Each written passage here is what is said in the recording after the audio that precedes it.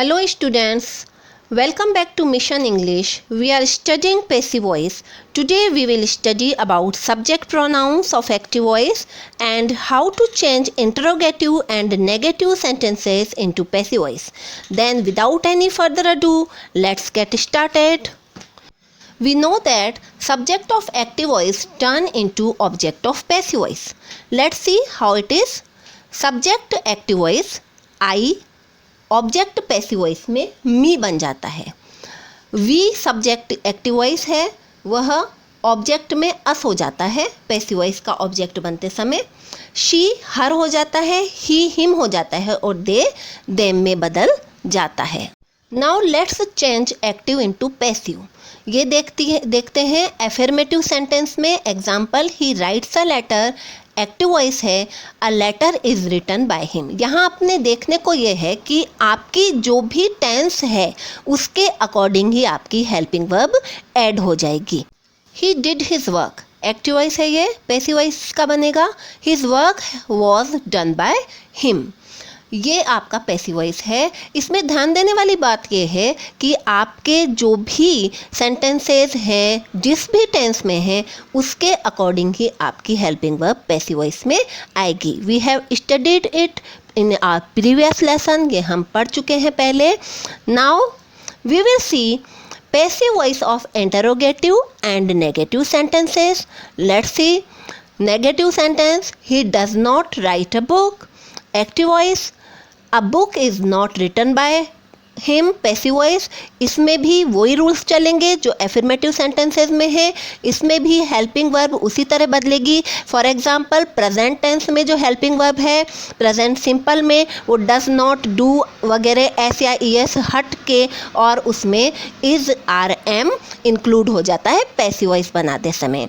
Let's see another example. He has not written a book. ये past present perfect tense का example है. A book has not been written by him. Passive voice इसका ये होगा.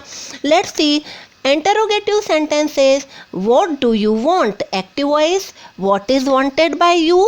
Passive voice. डू इधर देख रहे हैं आप, ये हटा दिया गया और प्रेजेंट सिंपल की हेल्पिंग वर्ब जो पैसिव वॉइस में लगती है वो लगा दी गई.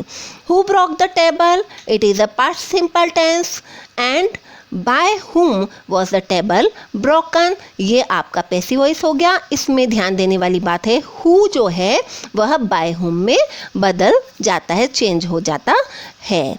Now we need to know. क्या भाई, what is the subject of the active. जब वॉट सब्जेक्ट हो एक्टिव वॉइस का. What inspired you to write this book. Active voice देखिए, by what were you inspired to write this. Now we will see when what is the subject of active voice. जब what जो है वो active voice का subject होता है तो क्या करते हैं अपन. What inspired you to write this book. Active voice. By what were you inspired to write this book. ये है passive voice. What का by what हो जाता है. अब let's see another note. The interrogative sentence in present simple and past simple tenses omit their do, does, did when they changed in the passive voice. और उनकी जगह पर helping verb लग जाती है. ये देखिए, डू, डस, डिड हट गए हैं. Let's see the example. Does he read a book. Active voice. Is a book read by him. This is a passive voice. Did you want a pen. Active voice. Was a pen wanted by you. Passive voice. Let's see now. Other helping verb retain their position in passive voice. दूसरी जो helping verb रहती है वह वैसी की वैसी रह जाती है. For example, was he writing a letter. Active voice. Was a letter is being written by him. Passive voice. Another example is, will he write a letter.